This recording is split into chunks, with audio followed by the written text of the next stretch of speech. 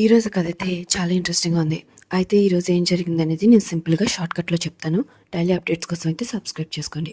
రోహిణి మనోజ్ ఇద్దరు కూడా బయట నుంచి వస్తే ప్రభావతి వాళ్ళని హాల్లో నిలబెట్టి మళ్ళీ తిట్టడం మొదలెడుతుంది. పోయిన డబ్బులు తెచ్చిస్తేనే తప్ప ఈ ఇంట్లో గౌరవం అనేది ఉండదని, మలేషియా నుంచి మీ నాన్న డబ్బులు పంపించమని, ఇంకొకసారి జైల్లో ఉన్నాడు అక్కడున్నాడని సాకులు చెప్పొద్దని ప్రభావతి తిడుతుంది. చుట్టాలనే వాళ్ళు ఉంటారు కదా, అంత డబ్బును కూడా ఎలా ఇంతకాలం జైల్లో ఉన్నారు అని ప్రభావతి ఇష్టం వచ్చినట్టు మాట్లాడుతూ ఉంటుంది. ఇందులో బాలు మీనా ఇద్దరు వస్తారు. బాలు అయితే బిర్యానీ తీసుకుని వస్తాడు. ఏంటి ముగ్గురు ముగ్గురు కలిసి మాట్లాడుకున్నారు అని బాలు అంటాడు. ఆ మాటకి మనోజ్ కూడా తిడుతూ ఉంటాడు. అయితే బాలు కూడా ఊరుకోడు కదా, ఇక బాలు కూడా ఏదో ఒకటి అంటూ ఉంటాడు. ప్రభావతి మధ్యలోకి వస్తే, ఇప్పుడు దాకా వీళ్ళని సపోర్ట్ చేస్తూ వచ్చావు, వీళ్ళేమో నిన్నే మోసం చేశారు, అయినా సరే మళ్ళీ వీళ్ళని సపోర్ట్ చేస్తున్నావు, నేను ఏవనాలో కూడా అర్థం కావట్లేదు. బాలు తిడుతూ ఉంటాడు. ఇందులో వాళ్ళ నాన్న కూడా కిందకు వస్తాడు. కేవలం నువ్వు చెప్పావని ఆ డబ్బులు ఎత్తుకెళ్ళి పట్టుకునే పనిలో ఉన్నాను నాన్న, కానీ వీళ్ళేమో తిరిగి నన్నే తిడుతున్నారు అని బాలు అంటాడు. మావయ్య గారికి క్షమాపణ చెప్పి వెతకడం ఆపేయండి, వీళ్ళు పాటలేదు వీళ్ళు పడతారు అని మీనా అంటుంది. అసలు వెతకడం ఎందుకు, మళ్ళీ ఇలా తెప్పడం ఎందుకు, అదే మా నాన్న అడిగితే లక్షలు విసిరేసేవాడు, మా నాన్న కనుక బయట ఉండుంటే అని రోహిణి అంటుంది.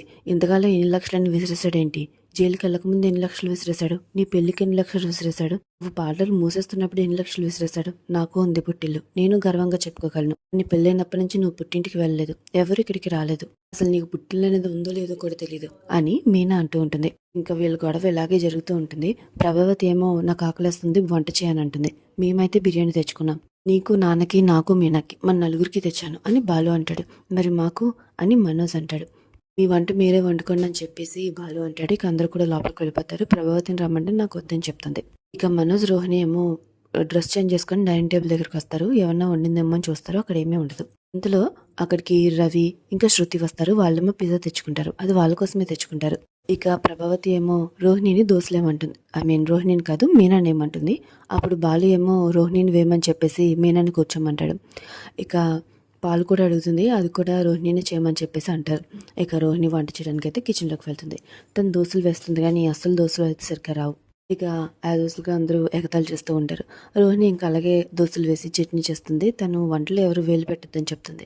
అలాగే శృతి టీ అడిగితే తన కోసం టీ కూడా కాస్తుంది. అయితే టీ అయితే ఎలకల మందులా ఉందని చెప్పేసి శృతి చాలా భయపడిపోతుంది. అండ్ దోశలు తీసుకొస్తుంది కదా, ప్రభావతిని ఇంకా మనసు తీసుకుంటారు.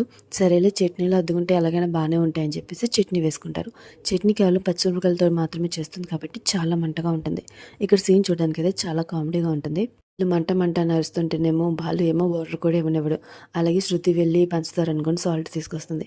ఆ తర్వాత మీనా వెళ్ళి షుగర్ తీసుకొస్తుంది.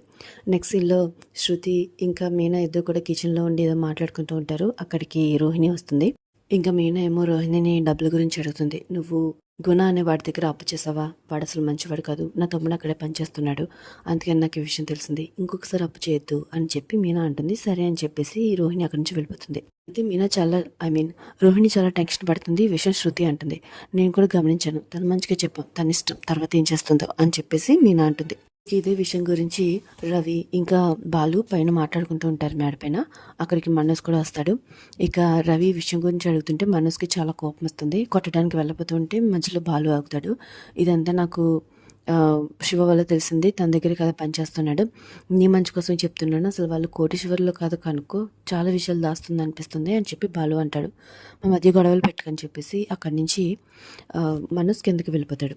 రూమ్లో నుంచి ఇదే విషయం గురించి ఆలోచిస్తూ ఉంటే అక్కడికి రోహిణి ఏమో ఫోన్ చూసుకోకుండా తనని చూడకుండా వచ్చి గుద్దేస్తుంది. ఇక్కడ చిన్న గొడవ అవుతుంది.